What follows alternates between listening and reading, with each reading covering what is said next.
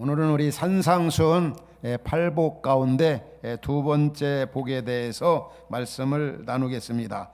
두 번째 복이 무엇입니까? 4절에 오면은 애통하는 자는 복이 있나니 그들이 위로를 받을 것이며. 자, 우리 예수님께서 가르친 말씀 가운데 오면은 역설적인 그런 교훈의 말씀이 많이 있습니다. 어떻게 가난한 사람이 행복하다고 말씀합니까? 부유한 사람이 행복한 사람이다, 이렇게 말씀해야 맞지 않습니까? 근데 예수님은 가난한 사람이 복이 있다, 또 오늘 말씀에 오면은 애통하는 사람이 복이 있다, 기뻐하는 사람이 복이 있다 말씀하지 않고 애통하는 사람이 복이 있다. 어떻게 보면 이해가 안 가고 세상 가치 기준으로 보면은 도저히 맞지가 않습니다. 우리 예수님께서 하신 말씀 가운데 이런 말씀들이 얼마나 많이 있습니까? 이 팔복이 다 그런 말씀입니다. 온유한 자가 행복한 사람이다, 땅을 차지한다. 어떻게 강해야 땅을 차지하고 부자가 되지 온유한 사람이 땅을 차지할 수가 있겠는가? 또 예수님 말씀 가운데 자기 목숨을 잃는 사람은 얻을 것이고 얻고자 하는 사람은 잃을 것이다. 또 남에게 섬김을 받고자 하는 자는 남을 섬기는 자가 되고 오히려 섬기는 자가 남에게 섬김을 받게 되고 높은 자가 되어진다. 다 역설적인 반어법. 이 표현적으로 보면은 정말 표면적으로 보면은 모순같이 다 보여집니다. 그러나 그 안에 진리가 담겨 있다는 사실을 잊지 말아야 합니다. 바로 예수님이 말씀하신 모든 말씀은 절대적인 진리 말씀이고 사실이라는 것을 잊지 말아야 합니다. 이 하나님 나라 가치 기준은 세상 가치 기준과 다르다고 하는 사실. 예수님이 애통하는 자가 복이 있다, 여기서 말하는 애통은 영적인 애통으로서 죄를 보고 우는 애통을 이야기하는 것입니다. 죄를 보고 애통하는 거, 슬퍼하는 거, 탄식하는 이런 사람이 정말 이 땅에서 행복한 사람이다. 야고보서 4장 9절에 보면 이런 말씀이 나와요. 슬퍼하며 애통하며 울지어다. 너희 웃음을 애통으로, 너희의 즐거움을 근심으로 바꿀지어다. 정말 우리가 살고 있는 이 시대는 애통해야 할 시대입니다. 우울해야 할 일이 정말 많은 시대입니다. 우울해야 할 때, 애통해야 할 때, 탄식해야 할 때 탄식하지 않는 사람, 애통하지 않는 사람, 슬퍼하지 않는 사람, 그 문제가 있지 않아요? 가령 집안에서 아주 슬픈 일을 당했어요. 가령 아내를 잃든지 남편을 혹은 부모를, 자식을. 근데 누군가 옆에서 콧노래 불러봐요. 그 정신 나간 거 아니겠어요? 지금 영적으로 세상을 보면은 애통하고 슬퍼야 할 일들이 얼마나 많이 있는지 모릅니다. 첫 번째로 보면은 세계 열방 각 나라들을 보면은 애통하지 아니할 수가 없습니다. 성경적인 측면에 보면 죄의 결과로 인해서 이 땅에 코로나 재앙이 온 지가 벌써 1년 10개월 넘어갑니다. 그럼에도 불구하고 죄에 대한 회개의 동이 없다고 하는 사실이에요. 그걸로 끝나는 게 아니라 이 땅의 백성들이 정신을 차리지 못하고 창조주 하나님을 섬기지 아니하고 우상을 섬기고 있고 어떤 하나님 앞에 회개한 모습 전혀 없습니다. 하나님, 창조주 하나님을 무시하고 인정하지도 아니하고 신뢰하지도 아니하고 의지하지도 않는 이런 모습들을 보면서 우리 그리스도인들은 정말 이 죄를 보고 우는 그 애통, 슬픔이 있어야 하는 것입니다. 그리고 더군다나 더 나아가 이 나라, 우리 민족을 한번 보면은 우리가 애통하지 않을 수가 없습니다. 이 정치, 이 세계를 보십시오. 요즘 대선을 앞에 두고 후보자들, 정말 가시나무 같은 사람들이 나타나서 명예욕에만 사로잡혀서 남 중상모략하고 비방하고 또 설상가상으로 이 국민들은 보면은 어떻습니까? 양극화, 진영 논리에 빠져 있고 이 분파, 이 분열이 얼마나 심각합니까? 이런 부분에 대해서 우리는 애통하지 않을 수가 없어요. 이 나라가 이 만몬이진 물질주의에 빠져 있는 이런 모습, 그렇게 많이 감옥에 가고 그렇게 붙들리고 들통이 나도 여전히 얼마나 많은지 제약들을 이 물질로 인해서 죄를 범하고 있습니까? 이런 모습을 보면서 애통하지 아니할 수가 없는 겁니다. 그것은 끝나는 것이 아닙니다. 세상 속에 소금으로 빛의 사명을 감당해야 할 한국 교회와 교인들, 더군다나 이 지도자 목회자들, 이 현실을 보면은 애통하지 않을 수가 없어요. 예수님 우리를 보고 뭐라고 말씀했습니까? 너희는 세상의 소금이다. 너희는 세상의 빛이다. 이 나라가 타락하고 부패하고 무슨 부조리 불의가 기승을 부린 이유가 뭡니까? 우리 한국 교회가, 저나 여러분들이, 목회자들이 세상 속에 영향력을, 선한 영향력을 주지 못하기 때문에 그렇습니다. 성경은 결코 하나님 없는 믿지 않는 사람들을 보고 뭐라고 한 적이 없어요. 우리가 잘 아는 대로 소돔과 고모라 성 이후에 멸망을 당했습니까? 의인 믿는 10명이 없어가지고 말이에요. 예레미야 시대에 예레미야 이스라엘 백성들이 바벨론 포로로 잡혀갔죠. 그 당시 시대적 상황이 어땠습니까? 예레미야 5장 1절에 오면은 예루살렘 거리를 한번 왕래해 보라. 그 넓은 거리에서 정의를 행하고 진리를 구한 한 사람만이라도 있다면은 내가 이 성을 멸망하지 않겠다고, 용서하겠다고 그랬어요. 항상 이 한국 교회나 우리 그리스도인들은, 특별히 지도자들은 정신을 차려야 돼요. 보면 이 세속주의가 이 교회 안에도 얼마나 판을 치는지 몰라요. 하나님 없는 사람들의 가치관과 교회 다니고 예수 믿는다고 하는 사람들의 가치관 별 다를 바가 없는 거죠. 오히려 세상 속에 흡수를 당하고 있는 그런 상황입니다. 전혀 이 좋은 교회, 건강한 교회는 세상 속에 영향력을 줘야 되거든요. 밖으로 나아가는 교회가 돼야 돼. 밖으로. 교회 안에 교회가 아니라. 이런 부분에 대해서 우리 주님은 말씀합니다. 이런 부분에 죄를 보고 우는 애통하는 자가 정말 행복한 자랍니다. 또 코로나 시기를 맞이하면서 한국 교회가 어떤 지경에 이르게 되었습니까? 이 코로나 바이러스로 인해 가지고 이제 이 방역 수칙 그런 관계로 인해서 이 예배가 파기가 되어지고 공동체가 훼손되어지고 찬양, 기도 이런 부분들에서 얼마나 이런 부분들에 이 소리하고 있고 메말라져가 영적으로 너무나 메말라져 가고 있어요. 혹간에 어떤 이들은 한국 교회가 중병을 앓고 있다 그렇게까지 표현합니다. 물론 이 시대 속에서도 정말 남은 자 같은 신실한 하나님의 사람들, 지도자들이 또 성도들이 많이 있습니다. 그렇지만 이 시대 속에서 특별히 이 코로나로 인해 가지고 예배가 너무나 형식화되어져 가고 있어요. 당연히 이 모이는 일이나 예배하는 일이나 찬양하는 일이나 기도하는 일이나 그렇게 안 해도 그냥 되는 것처럼 되어버렸어요. 형식화되어져 있고. 물론 이제 이 코로나 감염률 그런 확산 등등으로 인해서 우리가 이 방역 수칙 지키는 일로 지금 이제 온라인 그리고 오프라인으로 이제 예배하고 있지만 대면 비대면으로, 그러나 실질적으로 보면은 성경적 이 예배학적 측면에 보면은 혼자 예배는 예배, 진정한 예배가 아닙니다. 공동체로서의 예배. 그래서 우리가 한시적 묵시적으로 이렇게 우리 온라인으로도 예배하고 그러는 거지, 실질적으로 보면은 우리 모여서 함께 교제하고 함께 예배하고 함께 찬양하고 함께 기도해.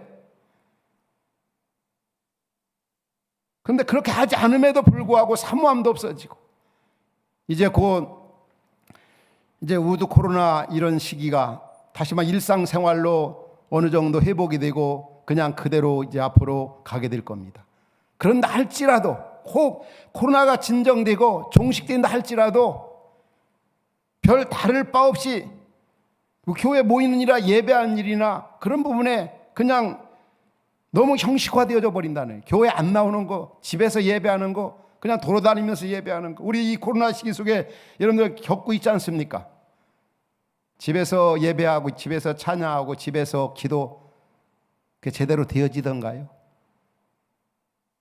이것도 한시적으로 우리가 지금 하고 있는 거지만 정말 함께 모여 예배하고 이런 부분에 대해, 이게 영적으로 보면 말이 아니거든요. 이런 예배가 없고 생명력 예배가 이루어지지 않고 찬양이 이루어지지 않고 모여지지 않고 교제가 이루어지지 않으니까 이런 부분에 대해서 우리는 심각성을 가져야 합니다. 애통하지 아니할 수가 없어. 우리의 영적인 그런 상태, 마치 요한계시록 3장에 나오는 라오디게아 교회 교인들이 엉망이잖아요. 뜨겁지도 아니하고 차지도 아니하고 그러면서 자신들의 그 아주 믿음이 대단한 줄 알았어요. 경건의 모양만 있지 형식만 있지 내용도 없고 실제도 없고. 그래서 하나님께서 라오디게아 교회가 어떻게 책망하고 있습니까? 빨리 회개하라고, 처음 행위를 가지라고, 돌이키라고, 그렇지 않으면 토하여 내친다고, 열심을 내라고.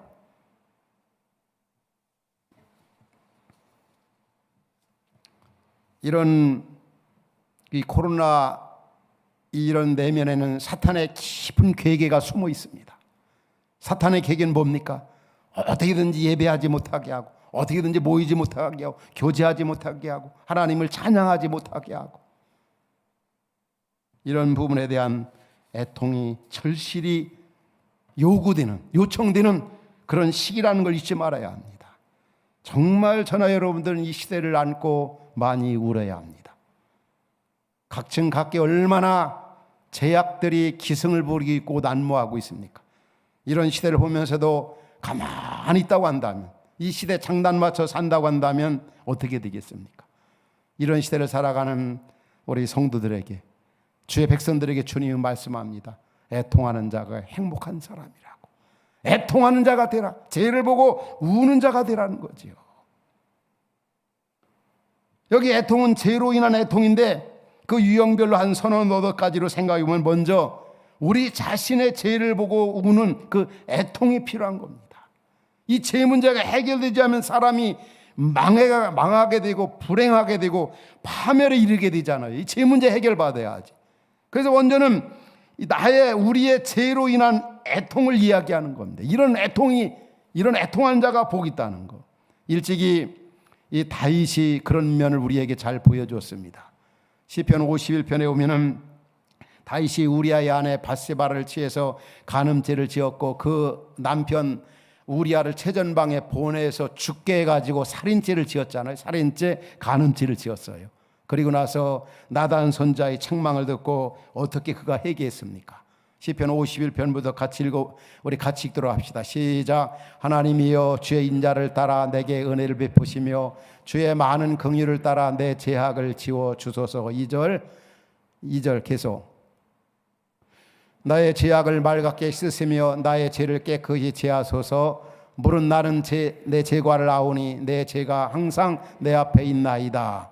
내가 주께만 범죄하여 주의 목전에서 악을 행하여 싸우니 주께서 말씀하실 때 의로우시다 하고 주께서 심판하실 때 순전하시다 하리이다. 5절. 내가 죄악 중에 출생하였으며 어머니가 죄 중에서 나를 잉태한나이다. 얼마나 여기에 보면 다윗이 아주 진실하게 회개하고 있습니까? 내가 1인칭 이 단수 주격이 굉장히 많이 나와요. 내가 하나님께 범죄했고, 내가 하나님 보는데 죄를 지었고, 내가 남편이 누가가 핑계대지 아니하고. 그러면서 이제 51편 11절 12절에 오면은 그가 계속 이게 하나님 앞에 이렇게 기도하죠. 나를 주 앞에서 죄의 결과로 말미암아 쫓아내지 마시며 주의 성령을 내게서 거두지 마소서. 12절 보면은 주의 구원의 즐거움을 내게 회복시켜 달라고. 우리의 지은 죄를 하나님 앞에 철저히 회개하는 회개의 애통이 얼마나 중요한지 몰라요. 만물보다 심히 부패한 것이 우리 인간의 마음이라. 예수님은 바리새인과 서기관들 보고 뭐라고 그랬습니까? 해칠한 무덤 같다고 그랬어요. 우리 내면의 세계를 들여다보면 얼마나 이 죄들이 많이 있는지 몰라요. 그 위대한 바울 같은 경우는 로마 7장 24절에 그렇게 고백하잖아요. 오라 나는 곤고한 사람이라 하고, 나를 누가 사망의 몸에서 나를 건져내겠느냐고. 나는 곤고한 사람이다. 죄를 보고 우는 그런 애통의 이 눈물, 이런 사람이 복 있는 사람이다. 두 번째는 다른 사람의 죄로 인한 애통이 얼마나 필요한지 몰라요. 다른 사람이 누구입니까? 가까이는 우리 가족입니다. 자녀들이, 남편들이, 아내들이, 부모님들이 짓는 죄를 내 죄로 생각하고 하나님 앞에 통해 자복하는, 이거 해결받지 못하면 큰일 나잖아요. 죄 문제. 회개를 통해서 우리가 용서를 받아야 되는 거죠. 예레미야 선지자가 특별히 이런 제사장적 다른 사람 민족의 죄를 자기 죄로 생각하고 하나님 앞에 통이 애통하는 그런 모습이 나타납니다. 예레미야에 가서 1장 18절에 오면은 이제 바벨론으로 이스라엘 남방 유다가 포로 잡혀갔습니다. 예루살렘 성에 혼자 남아서 예레미야가 어떻게 하나님 앞에 회개 기도하고 있습니까? 여호와는 의로우시도다. 그러나 내가 그의 명령을 거역하였도다. 내가 여호와의 명령을 거역하였도다. 내가. 여러분, 이 예레미야가 언제 범죄했습니까?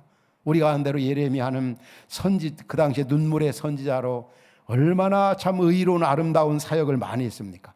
그가 복음을 전하다가 그 당시에 감옥 가기도 하고 굴에 갇히기도 하고 매를 맞기도 하고 많이 고난당했고 복음을 전한 거, 말씀을 전한 거에는 잘못이 없는데 예레미야는 내가 여호와의 명령을 거역하였도다. 내가, 이 말은 백성의 죄를, 남방 유다들이 지은 죄를 내 죄로 생각하고 하나님 앞에 애통을 했다는 거죠. 오늘 우리에게도 이런 다른 사람을 위한, 다른 사람의 죄를 내 죄로 생각하고 드려지는 이 제사장적 기도, 애통의 기도가 절실히 필요합니다. 예수님이 누가복음 19장에 보면은 그 예루살렘 성을 바라보시면서 예수님이 울으셨어요. 눈물, 애통을 하셨어요. 왜냐하면 얼마만 있으면은 이제 그 예루살렘 성이 무너지고 파괴가 되고 멸망할 것을, 죄로 말미암아 망할 것을 내다보시고 예수님이 우신 겁니다. 우시고 나서 그 다음 구절에 보면은 예루살렘 성전에 내려와 가지고 성전을 뒤엎어 버렸어요. 의자를 엎으시고 이 성전 안에서 장사하는 사람들 다 내쫓으셨잖아요. 그런데 그들이 예수님 말씀에 그대로 다 순종을 했어요. 다 나가버렸어요. 다 도망쳤어요. 얼마나 무서워하고 두려워해요. 예수님의 그 권위 앞에. 그 예수님의 권위가 물론 하나님이시니까 그런 권위도 나타나셨지만은 그들에게 회초리를, 그들을 내쫓기 전에 벌써 그들의 죄를 생각하면서 애통하는, 죄를 보고 우는 예수님의 눈물. 여러분, 역사적으로 그런 얘기가 있잖아요. 어거스틴의 어머니 암브로스가 어거스틴이 방탕생활할 때 얼마나 그 눈물로 하나님 앞에 그 어머니가 기도했습니까? 그 어거스틴의 어머니 모니카가. 그런데 그 모습, 어거스틴이 돌아온 모습을 보면서 그 암브로스 감독의 한 일화가 있습니다. 한 그 어록이 있습니다. 눈물의 자식은 망하지 않는다.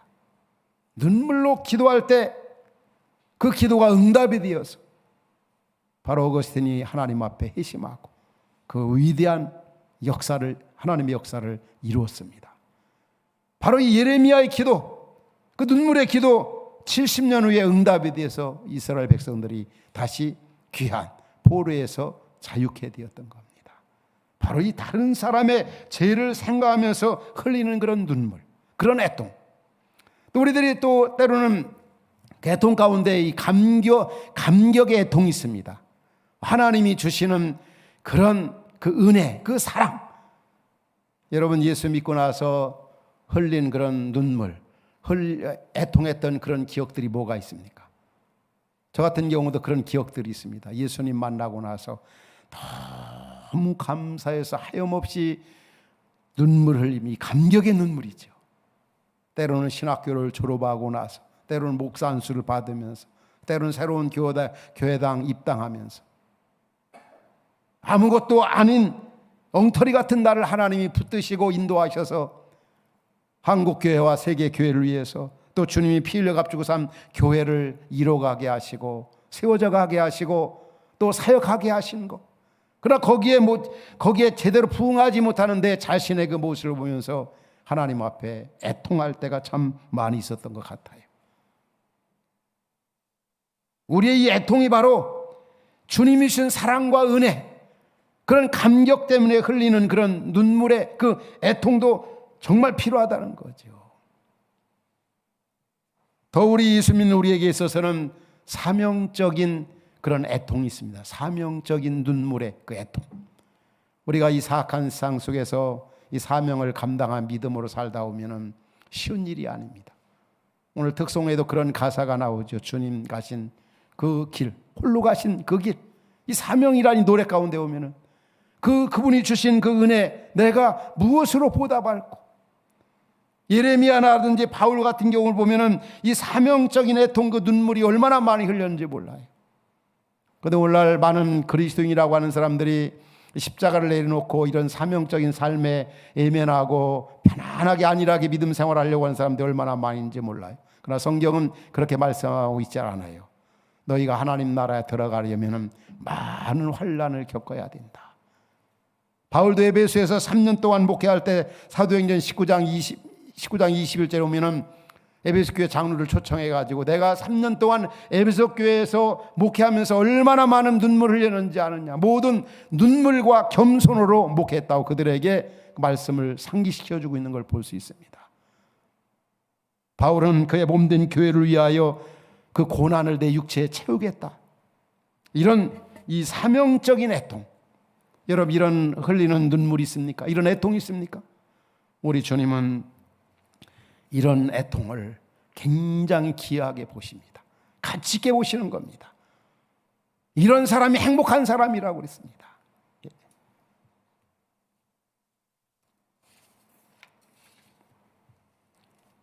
그러면 우리가 이런 애통이 어디에서 나오는가? 어떻게 애통하는 자로 행복하게 살아갈 수가 있을까? 우리 예수님이 가르쳐주고 있어요. 자, 예수님이 가르쳐준 이 팔복 가운데 오늘 본문은 두 번째로 나오죠. 첫 번째 복이 뭐죠? 심령이 가난한 자가 복이 있나니 그랬어요. 마음이 가난한 사람이 어떤 사람입니까? 이 애통은 마음이 가난한 사람에게 주어지는 두 번째 은혜입니다.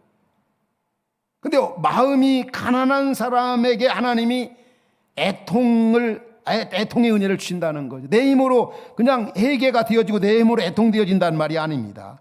이 마음이 가난하다는 것은 나 자신의 그 죄됨을 보고 나의 힘으로는 아무것도 할 수 없습니다.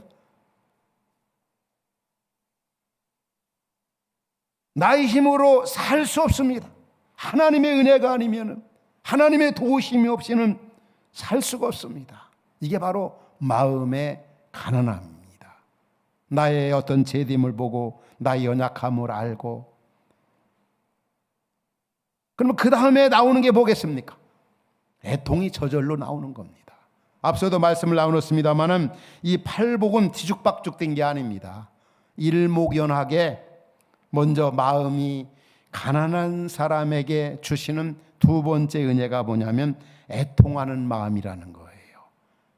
그러니까 여러분 정말 이 마음이 가난한 자에게 하나님이 주신 은혜가 애통하는 마음인데 애통하는 마음으로 이 시대에 살아가길 원한다면 우리에게 어떤 마음이 있어야 되겠습니까? 먼저 가난한 마음이 있어야 합니다. 가난한 마음을 가진 자에게 하나님이 주시는 두 번째 은혜가 바로 애통하는 마음을 주신다는 거예요. 슬퍼하며 애통하며 살면 세상 사는 게 재미가 없는 게 아니라 진짜 행복하다. 주님의 위를 받는다. 행복하게 살기로 한다면 애통하는 자가 되라. 너 자신을 보고 너 자신의 죄악을 알고 너 자신의 연약함을 한계를 알고 애통하는 자가 되라. 그래서 우리는 애통하는 자 살기 위해서는 먼저 마음의 가난함이 전제되어야 되는 거예요. 그리고 두 번째 우리는 이 시대 속에서 애통하는 자가 되어지기 위해서는 이 세상에 대한 어떤 책임과 소명의식, 다르게 말하면 사명감을 가져야 됩니다. 여러분 이 시대를 보면서 무슨 애통이 만약에 관심이 없다면 무슨 애통이 나오겠어요? 우리 예수 믿는 분들 가운데 보면 세상을 보는 그런 관점이 좀 어떤 차이가 좀 있어요. 세상을 그냥 아주 도피하려고 세상에 대해서 아주 외면하는 세상이 어떻게 돌아가든 별 관심이 없이 살려고 하는 그렇게 신앙생활 하려고 하는 분들이 있어요. 그런데 예수님이 뭐라고 했습니까? 앞서 말씀을 나누는 것처럼 예수님은 우리를 보고 세상의 빛이다. 세상의 소금이다. 세상 한복판에 우뚝 서서 이 땅에서 우리 그리스도인들이 살아가야 된다는 거예요. 세상을 그냥 장망성으로, 세상을 도피적으로 보지 말라는 것. 그렇다고 또 세상 장단 맞춰 살라는 것도 아니에요. 세상 속에 영향력을 줘야 되는 거죠. 여러분, 소돔과 고모라 성이 왜 멸망을 당했습니까? 앞서 얘기한 것처럼 의인 10명, 다시 말하면 이 시대 우리 교회가, 우리 그리스도인들이 이 세상 속에 의인 10명이 돼야 돼요. 영향력을 줘야 돼요. 밖으로 나아가는 그런 교회. 그래서 우리 예수 믿는 우리들은 이 시대에 대해 탄식하고 애통하는 자가 되기 위해서는 시대의 흐름이나 그 상황들을 정말 관심 있게 보아야 돼요. 사명을 감당하기 위해서. 혹간에 어떤 분들은 그냥 이 세상을 너무 막 이 어떤 물리적인 면으로 보면서 성경은 악하게 말하고 있지 않아요. 어떤 상징적으로 세상은 악하다 혹은 어둡다 그렇게 표현하는 거죠. 그래서 우리는 이 세상 속에서 영향력을 발휘하기 위해서는 우리 예수 믿는 분들 가운데 보면은 막 자녀들 학교를 보내도 꼭 예수 믿는 학교만 꼭 보내라고. 중학교, 고등학교, 또 대학교까지도 믿는 학교를 좋아. 물론 얼마든지 그럴 수 있어요. 그런 어떤 긍정적인 면도 있지만 더 긍정적인 면이 뭐겠습니까? 믿지 않는 학교에 가서 영향력을 발휘하는 게 더 우리 기독교인들이 해야 할 그 막중한 세상에 대한 사명임을 잊지 말아야 합니다. 또 방송을 봐도 어떤 분들은 기독교 방송 보지 다른 일반 방송, 세속 방송은 안 본다 그래가지고 기독교 방송만 보는. 여러분, 일반 방송도 봐야 되고 때로는 다른 종교 방송도 좀 보고, 기독교 방송 더 말할 나위도 없죠. 그래야 우리가 세상 속에서 어떤 영향력을 발휘하고 세상을 이해하면서 세상을 살릴 수가 있는 거죠.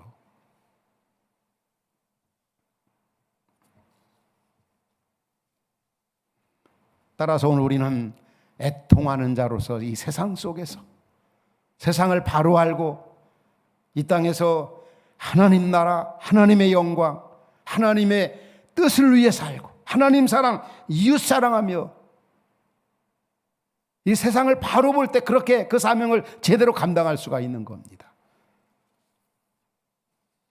마지막으로 애통하는 자에게 하나님이 어떤 복을 주신다고 그랬습니까?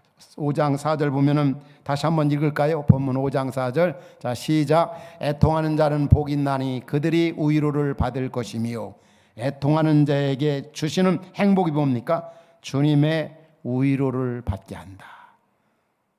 시대 속에서 이 현실을 보고 많이 애통하고 믿음으로 살고 하나님 나라를 위해 살고 하나님의 영광을 위해 살고 하나님의 뜻을 위해 살고 하나님 사랑, 이웃 사랑하며 살 때 주님의 위로를 경험하게 된다. 주님이 주시는 평안, 주님이 주시는 기쁨, 주님이 주시는 능력을, 자유를 체험하며 살다는 거예요. 체험하며 산다는 거죠. 여러분, 이 코로나 시기 또 앞으로 닥쳐오는 그런 세상, 우리를 불안하게 하는 것들이 얼마나 많이 있습니까? 특별히 이제 이 기후변화, 온난화 현상으로 정말 이 코로나하고는 비교가 안 되는 그런 위험들이 우리 앞에 이렇게 엄습해 오고 있고, 이런 부분에 대해서 대처해야 되고 준비해야 되고, 이런 속에 정말 주님의 위로, 주님이 주시는 평안, 세상에서 뭐 잘 나가고 뭐 돈 많이 벌고 좋은 환경에 살고 그런 것과는 비교가 안 되는 그런 주님이 주시는 평안과 위로와 기쁨이 있다는 거죠. 오늘 말씀을 듣는 여러분에게 정말 이 시대에 애통하는 자가 되어서 주님의 위로를 경험하면서 정말 행복하게 살아갈 수 있기 바랍니다. 그리고 그 위로 가지고 다른 사람을 두 번째는 위로하며 사는 거예요. 진짜 하나님의 위로를 경험한 사람들이 고난 속에 어려움 가운데 있는 위로를 모르는 사람들에게 진정한 위로자가 될 수가 있는 거예요. 바울이 고린도후서 1장 3절 4절에 오면은 우리 하나님 아버지는 어떤 하나님이라고 그랬습니까? 위로의 하나님, 위로의 하나님이다. 4절 보면은 모든 환난 중에서 하나님이 우리를 위로하사 우리가 하나님께 받는 위로 가지고 다른 사람을 위로할 수 있다는 거죠. 진짜 주님의 위로를 받은 사람이 다른 사람을 위로할 수가 있어요.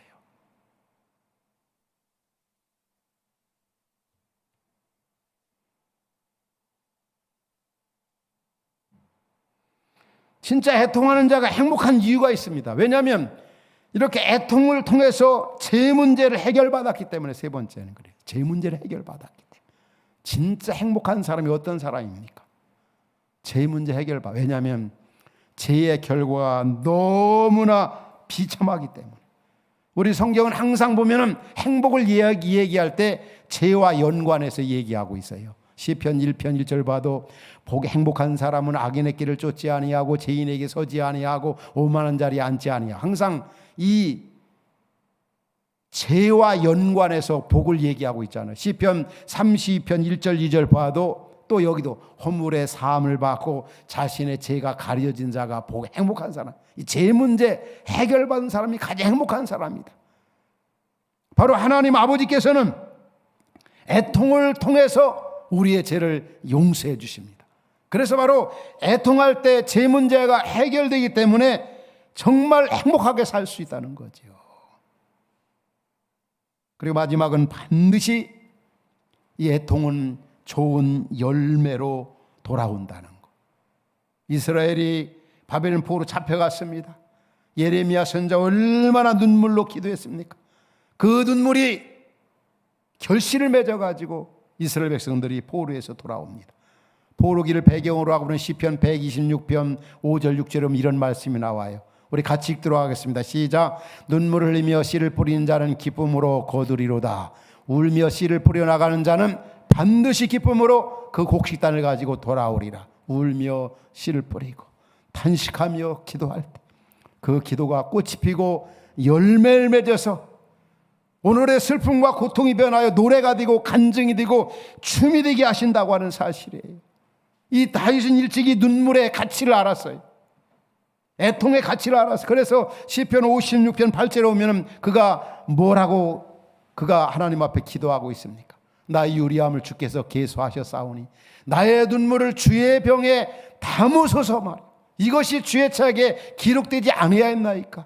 우리 성도도 이 땅의 죄를 보고 다른 사람의 죄를 생각하고 다른 사람의 죄를 생각하며 흘렸던 그 애통의 눈물은 주님의 병에 담겨진다는, 주님이 기억하셔서 열매 맺게 하시고 영광으로 우리에게 갚으신다고 하는 사실입니다.